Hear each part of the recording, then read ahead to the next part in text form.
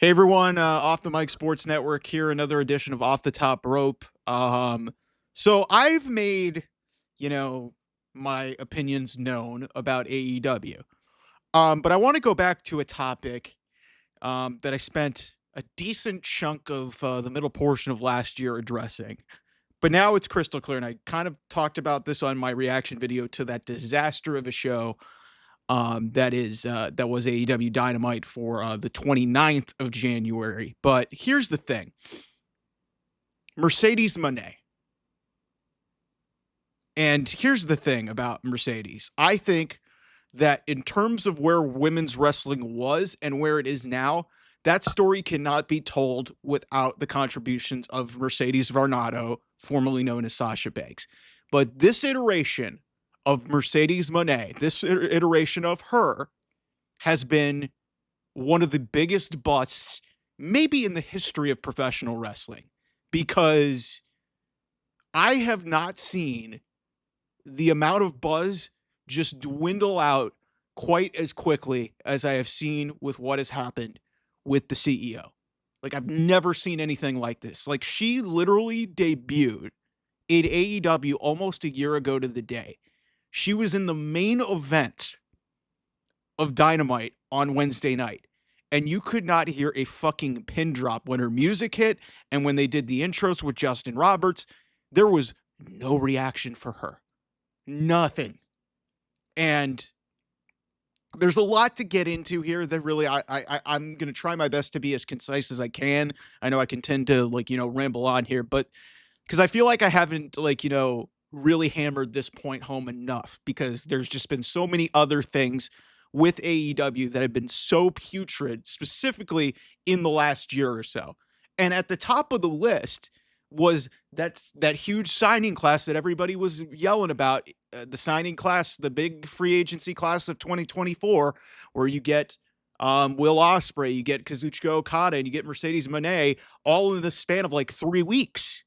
And Will Ospreay, has done well, but it hasn't translated to viewership or attendance. Like, he's really been the best beneficiary and like really like one of the lone bright spots of this company.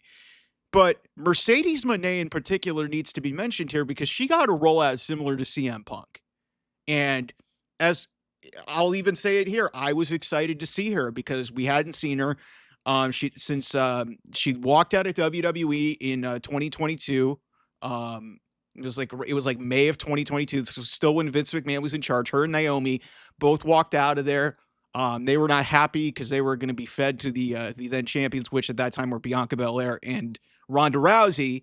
And I think, Sasha Banks, aka Mercedes Varnado, Mercedes Mone, didn't want to lose to Ronda Rousey again, which on some level I can completely understand. I think Sasha Banks got absolutely screwed in the 2022 Royal Rumble.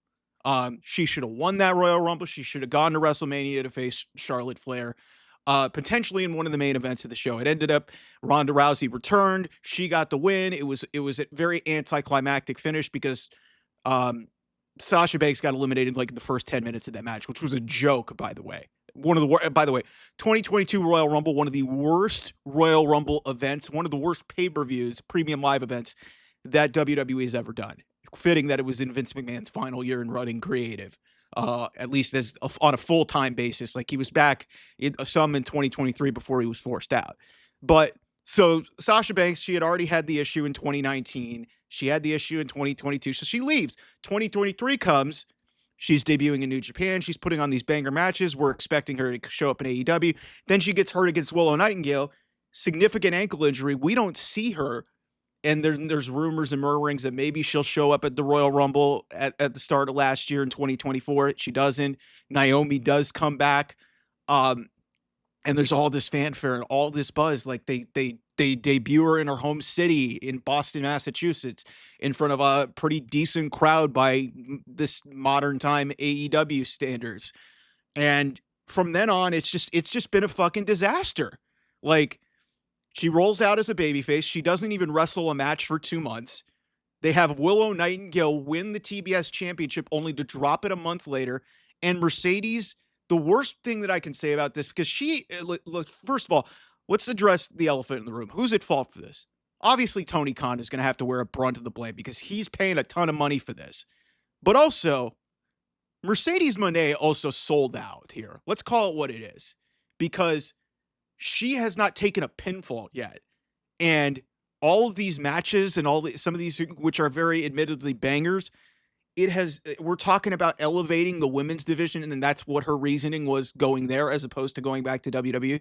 Let's call us what it is. She wants to be the center of attention, which on some level I can understand. She was always a background character behind Charlotte and Becky Lynch, and to some degree Bayley, her best friend. But here we are in AEW. She's at the top of the food chain right now. Her promos suck. She was cringe as a babyface. She's been cringe as a heel. And even her wrestling has kind of regressed to the point of, man, did I overrate Mercedes Mone a little bit? Did I? Because you're watching it's the main event of your show. First of all, she's main eventing against Yuka Sakazaki. Not to disrespect Yuka Sakazaki. She's a cult favorite, but she wins a match on Collision. We're not led to believe that there's any hope in hell that Mercedes is going to lose that championship. And then nothing happens.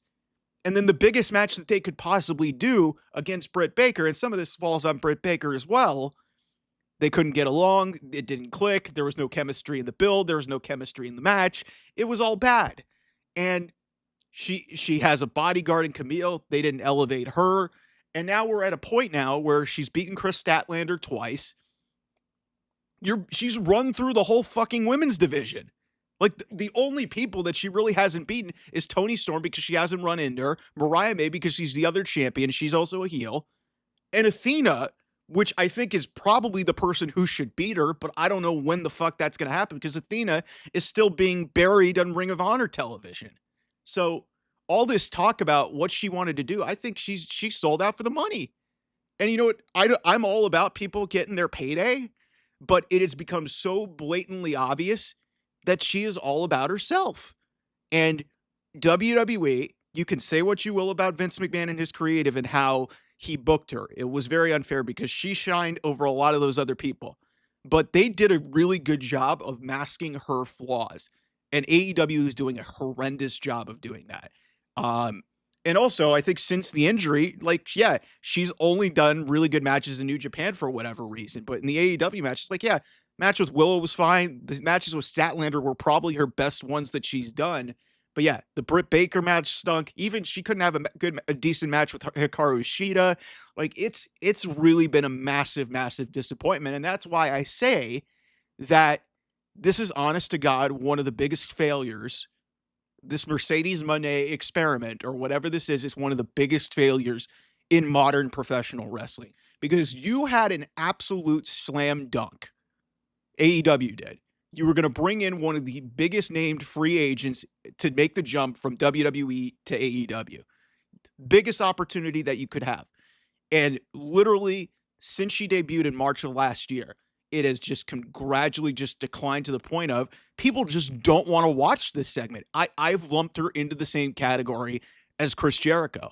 And that's really sad because for all her time when she was in NXT, when she was a women's champion, like the match that she had with Bayley, NXT TakeOver Brooklyn, about 10 years ago, one of the greatest women's matches I've ever seen. Like, she had classics with Charlotte, classics with Becky Lynch. And like I said, the whole rivalry with Bayley, like she's one of the first women's tag team champions. And yet here we are.